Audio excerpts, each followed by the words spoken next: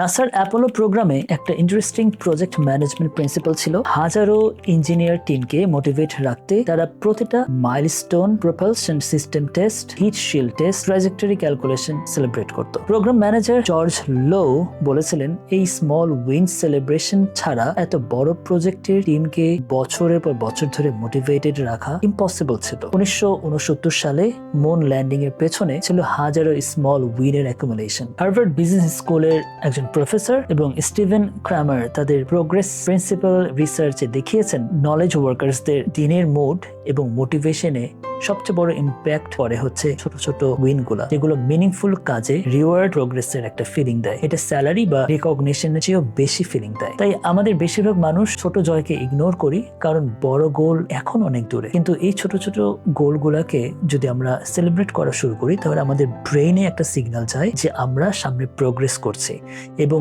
এটাই আমাদের আরো সামনে আগে বাড়াতে বুস্ট আপ করে। আশা করি ভিডিওটা ভালো লেগেছে। আজকে এই পর্যন্তই। পরবর্তীতে দেখা হবে অন্য কোনো ভিডিও নিয়ে। সে পর্যন্ত ভালো থাকুন, সুস্থ থাকুন। আসসালামু আলাইকুম।